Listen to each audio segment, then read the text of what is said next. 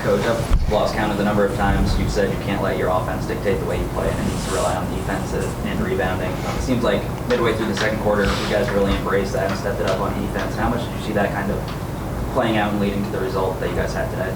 Well, I mean, that's what we're relying on. The three-point shots are going to come back around. We've got too many good shooters. Let's keep saying that, but we can't let that base our effort. Our effort has to be based on how well we're doing on the defensive boards, how well we're guarding the opponent's best players and all those players. And so I felt like early on we were a little bit, for whatever reason, we were a little bit sluggish. It looked like we just weren't quite ready to go.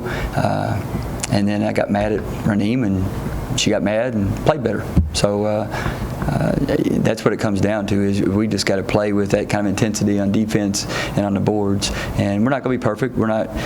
We've got limitations on defense, but we also got some smart kids. We got some kids that are competitive, that want to win. And when you got that combination, you can find a way. You can find a way to make it hard on the other team. You know, that defense, it starts with Dee and Sherry up top. Sherry seemed like she was having a great game. I guess, what did you see from her, and do you have any update on her status? I do not have an update. All I know is that she had an ice bag on her knee.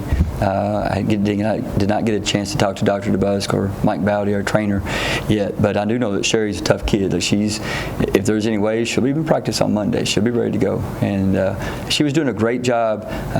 She always does a really good job on defense. Like, she's one of our best ball hawks, and she does a good job of staying there and just being a pest on defense. I felt like she really did a good job on offense today. Took care of the ball, pushed the ball in transition whenever the ball landed in her hands instead of Whitney Creech's hands. And so we need that. We need somebody else that can attack. And those shots are going to come back around. She's making good decisions with the ball right now. Her shots will come back to her. She's a good shooter. She worked hard in the offseason. So, I'm knock on wood. I'm hopeful that she's going to be fine. I know if there's any way, she'll be ready Monday. You know, if she isn't, I know Jamila got some action towards the end too, about 7 minutes or so. She came in and forced some turnovers defensively. Do you think she can fill a space like that if she needs to? We're counting on Jamila and to keep. She's had some injury bug stuff throughout the season, and just a learning curve of being a freshman, and she's behind some kids with some experience, and so there's a combination of that just limit her opportunities. And we've had a bunch of close ball games where you kind of need experience on the floor, and so I was thankful this evening that we had an opportunity to get her some extended minutes.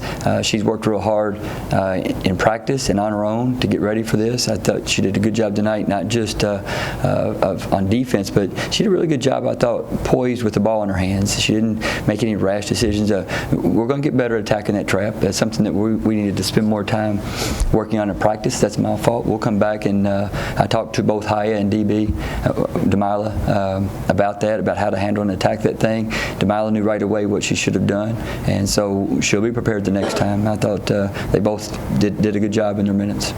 How beneficial is it for a game like this when you have a big enough lead running multiple of those younger players and get them some decent minutes? Yeah, it's a huge opportunity to try to develop that bench without the pressure of having to maintain a 6-point or an 8-point or 9-point lead, and so it's good for them to get out there and just kind of get settled in those moments. And the credit goes to the whole team, because I felt like we just kept applying defensive pressure, doing a good job on the defensive boards, and that lead just kept growing. We had some runs in there where we got some turnovers and turned them into some transition baskets, which was encouraging because we've worked diligently on trying to take our defensive stops and some of our defensive boards and trying to get those some easier points out of that thing. So it was good to see that we could do that. And just I thought overall we did a really great job. Obviously, it shows in the numbers on the defensive boards, and that's where our bread's buttered right now. You mentioned the defensive board. You guys only allow 4 offensive rebounds and 3 second chance points in the game. Where would you rank this game for the season in terms of your defensive rebounding? If you only allow 4 offensive rebounds, that's probably 1, I would think. I don't think there's been a game. We've been known to give up 4 offensive rebounds to one player in one quarter. So the fact that we allowed 4 for one team in a whole game, that we'll rank that up high, maybe even number 1. So they're doing a great job of boxing out. We've got a few players that can really go after ball, but everybody can box out. And so there's a lot of credit that doesn't get recognized to kids like Meryl Abdegalwad. even to Whitney Creech sometimes, and Sherry Porter sometimes, because they're boxing somebody out so that Dee Givens can fly and get, so Reneem can go get double-digit rebounds. And so there's a lot of work that goes on that doesn't show up on a stat sheet. And but that's what makes a good team, because you're willing to sacrifice and do something that helps your teammate. And so we're growing in that area. You mentioned the shooting coming back around through the final 3 quarters today. I believe you guys are 5 of 13. Did you kind of feel that coming back around as the game went on? It's a step. It's not like we just jumped up on the table, but it's a step. All right. So it was good that Alexis saw the ball go in a little bit, Dee saw the ball go in a little bit. So that's a positive sign. I can promise you that they're shooting lights out in practice and shoot around. And every day we have practice and shoot around, I think, all right, today's the day. And then we get in the game, and I think facilities must be changing the rims when we leave after shoot around, because that rim must be smaller. But it'll come back. We got too many experienced young ladies that can shoot the ball for this to go on indefinitely. But if it does, we're just going to keep rebounding and guarding. You know, even though you guys have been struggling shooting the ball in conference play, 6-3, halfway point, where would you evaluate where you guys are at?